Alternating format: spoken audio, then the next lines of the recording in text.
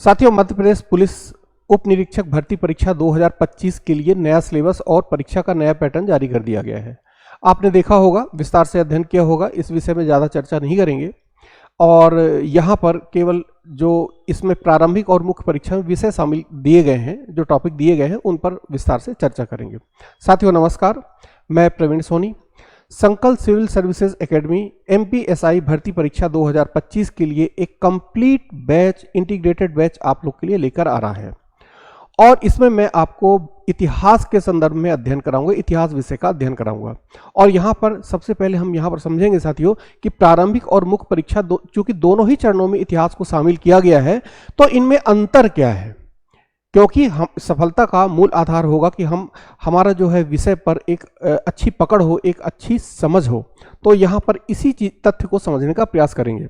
साथियों देखिए, प्रारंभिक परीक्षा में 10 टॉपिक के साथ साथ इतिहास शब्द भी शामिल है, यानी यहाँ पर केवल इतिहास शब्द का उपयोग किया गया है, जबकि मुख्य परीक्षा में इसे एक्सप्लेन किया गया है अच्छे से, इस तरीके से। तो साथियों यहाँ पर इतिहास, अब प्रश्न उठता है कि सर भारत का इतिहास या मध्य प्रदेश का इतिहास, ये स्पष्ट नहीं है, लेकिन स्वाभाविक सी बात है, ये परीक्षा MPSI की परीक्षा मध्य प्रदेश राज्य के द्वारा मध्य प्रदेश राज्य के लिए आयोजित की जा रही है। तो स्वाभाविक सी बात है कि यहाँ पर मध्य प्रदेश के इतिहास को पूछा जा सकता है। यानी हम ये मान के चलते हैं कि हमें यहाँ पर इतिहास को 2 तरीके से पढ़ना है, एक भारत का इतिहास, दूसरा मध्य प्रदेश का इतिहास। अब इसमें किस तरीके से पढ़ना है, हमेशा की तरह जैसे इस इतिहास को पढ़ते हैं, भारत के इतिहास को 3 भागों में विभाजित करके, प्राचीन काल का इतिहास, मध्यकाल का इतिहास, आधुनिक काल का इतिहास। इतना क्लियर है आप लोगों को। अब आते हैं अपन यहाँ पर मुख्य परीक्षा में इतिहास के संदर्भ में। तो देखिए यहाँ पर स्पष्ट रूप से एक्सप्लेन किया गया है, पूरा विस्तार से दिया गया है कि हमें मुख्य परीक्षा के लिए इतिहास विषय में क्या क्या पढ़ना है। तो भारतीय इतिहास के अंतर्गत जो पहला टॉपिक है हड़प्पा सभ्यता है, इसके बाद मौर्य सभ्यता है, गुप्त साम्राज्य है और वर्धन वंश के अंतर्गत हर्षवर्धन। अब यहाँ पर थोड़ा सा एक चीज समझिए आप लोग, सारे टॉपिक पे चर्चा नहीं करेंगे, मुख्य टॉपिक पे थोड़ा सा चर्चा करने का प्रयास करेंगे ताकि आपकी एक समझ विकसित हो सके सिलेबस के प्रति। देखिए जो भारत के इतिहास है, तो भारत के इतिहास में पहला टॉपिक ये माना जाता है कि सिंधु घाटी की सभ्यता, सिंधु सभ्यता। इसके बाद जो नवीन सभ्यता स्थापित हुई उसे आर्य या वैदिक सभ्यता कहते हैं। ये सारी चीजें आपको मालूम है। इसके बाद जो है महाजनपद काल,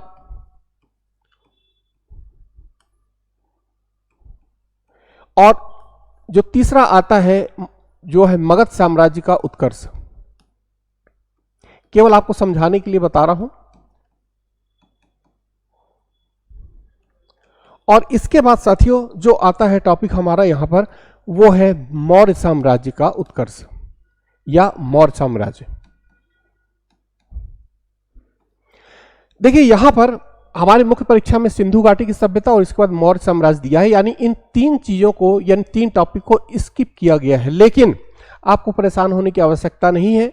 यहां पर हालांकि ये 3 टॉपिक निकाले गए हैं, लेकिन हम प्रारंभिक परीक्षा में इतने बेहतर तरीके से पढ़ेंगे, गहन अध्ययन करेंगे कि यदि आपकी मुख्य परीक्षा में भी उन टॉपिक से के संदर्भ में प्रश्न पूछा जाता है तो वो यहां पर कवर हो जाएंगे आपके। ठीक, तो इसी तरह से ये हुआ प्राचीन भारत का इतिहास। इसके बाद जो अगला टॉपिक आपका है वो 11वीं से 14वीं शताब्दी तक उपमहाद्वीप में आए, यानी भारतीय उपमहाद्वीप में आए यात्रियों के द्वारा दिए गए, ध्यान दीजिएगा, सामाजिक विवरण, सामाजिक जीवन के विवरण।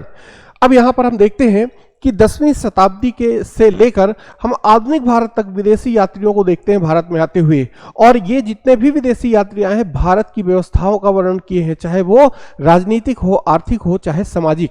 अच्छी बात है, आपको केवल सामाजिक जो विवरण है उनका अध्ययन करना। उदाहरण के तौर पे आपको बता रहा हूं, जैसे अल बरूनी महमूद गजनवी के आक्रमण के समय भारत आया था, इसने किताबुल हिंद या तुर्की के हिंद नामक जो ग्रंथ की रचना की थी, इसमें भारत की सामाजिक जीवन का विवरण है। आगे चलकर हम देखें तो तुगलक काल में मोहम्मद बिन तुगलक के समय मोरक्को का प्रसिद्ध यात्री इब्न बतूता भारत आता है, इसने किताबुल रेहला की रचना की, जिसे संक्षेप में रेहला के नाम से भी जानते हैं। तो इस तरह से जो जितने भी यात्री हैं जो आपके सिलेबस में हैं उन्हें कवर करेंगे विस्तार से अपनी क्लास में। इसके बाद मध्यकाल का दूसरा कालखंड मुगल साम्राज्य, इसके जितने भी बादशाह हुए हैं, इनकी व्यवस्थाएं, इनका अध्ययन, और ईस्ट इंडिया कंपनी का भारत में उपनिवेशवाद। शब्दों पे ध्यान दीजिएगा, उपनिवेशवाद यानी ब्रिटिश जो ईस्ट इंडिया कंपनी और इसके बाद जो ब्रिटेन है उसका भारत में किस तरह से साम्राज्य स्थापित हुआ, साम्राज्य स्थापित करने का यही कालखंड, यही घटनाक्रम क्या कहलाता है, उपनिवेशवाद। यानी किस तरीके से ईस्ट इंडिया कंपनी के द्वारा भारत में अपना शासन स्थापित किया गया, इसका विस्तार से अध्ययन करेंगे। अब इसके बाद इसी उपनिवेशवाद की एक गहरी प्रतिक्रिया थी, तीव्र प्रतिक्रिया थी भारत में 1857 की क्रांति या 1857 का विद्रोह। इसके बाद साथियों एक चीज यहां पर थोड़ा आपको नया लग सकता है कि औपनिवेशिक नगरीकरण और नगर योजना।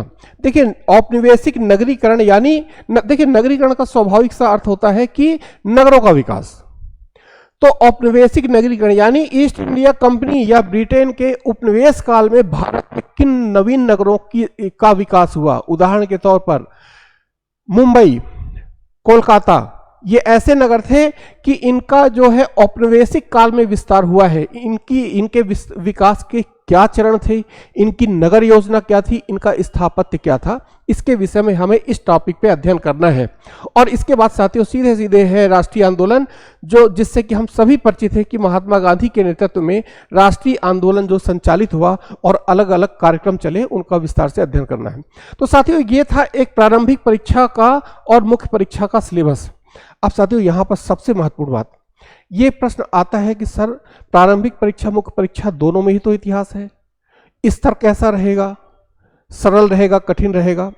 तो इस विषय पर केवल इसी मापदंड पे चर्चा की जा सकती है कि प्रारंभिक परीक्षा में जो प्रश्न पूछे जाएंगे, मेरा ऐसा अनुमान है तथ्यात्मक भी हो सकते हैं, कॉन्सेप्चुअल भी हो सकते हैं। लेकिन जो मुख्य परीक्षा का सिलेबस दिया हुआ है, क्योंकि ये मुख्य परीक्षा से ही आपकी जो सफलता है अंतिम रूप से प्रारंभ होना शुरू होगी। तो यहां पर आपको अपने विषय के प्रति गहरी पकड़ होनी चाहिए, गहरी समझ होनी चाहिए, और यही प्रयास आपकी रेगुलर क्लासेस में किया जाएगा। अब ये बात तो क्लियर हो गई कि प्रारंभिक और मुख्य परीक्षा के लिए हमें एक अच्छी समझ होनी चाहिए, हमारे विषय के प्रति अच्छी पकड़ होनी चाहिए, गहन अध्ययन होना चाहिए। अब दूसरा प्रश्न आता है कि सर प्रारंभिक परीक्षा में और मुख्य परीक्षा में कैसे प्रश्न पूछे जा सकते हैं। तो प्रश्न पूछने के साथियों कई तरीके होते हैं, आप पुराने प्रश्न पत्रों को उठाकर देख लीजिएगा। पहला तरीका होता है सीधे सीधे तथ्यात्मक प्रश्न पूछ ले, कोई भी जानकारी उठाकर आपको बहुविकल्प में देकर, ऑब्जेक्टिव में देकर पूछ ले।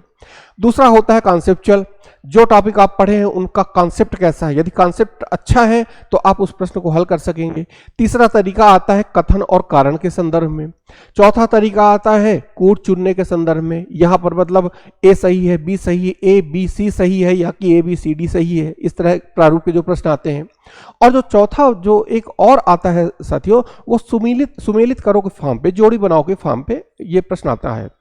तो मेरा ऐसा अनुमान है कि जहां प्रारंभिक परीक्षा में आपके एवरेज स्तर के यानी एकदम सरल प्रश्न नहीं पूछे जाएंगे, ध्यान रखिएगा आप लोग, एक अच्छी समझ वाला ही प्रारंभिक परीक्षा में प्रश्नों को हल कर सकेगा। लेकिन मुख्य परीक्षा में आपकी सब्जेक्ट पे जो गहरी समझ होनी चाहिए, अच्छी पकड़ होनी चाहिए, हर एंगल से आपको तैयार होना चाहिए, हर टॉपिक आपका जितने भी सिलेबस में दिए गए हैं। तो साथियों संकल्प सिविल सर्विसेज में जो आपकी क्लासेस प्रारंभ होंगी वो प्री कम मेंस की रहेंगी। प्री में ही आपको गहराई से अध्ययन कराया जाएगा, आपकी विषय पर एक अच्छी समझ को विकसित किया जाएगा ताकि आपकी अंतिम सफलता सुनिश्चित हो सके। इसके बाद मुख्य परीक्षा में वही सारी चीज़ों को सिलेबस के अकॉर्डिंग आपको अध्ययन कराया जाएगा। तो साथियों मैंने बताने का प्रयास किया है कि इतिहास विषय में हमें किस तरीके से पढ़ना है, और उम्मीद करता हूं आप लोग को समझ में आया होगा, आपकी शंकाओं का समाधान, जिज्ञासाओं का समाधान हुआ होगा। मिलते हैं एक नए टॉपिक के साथ। जय हिंद, जय भारत।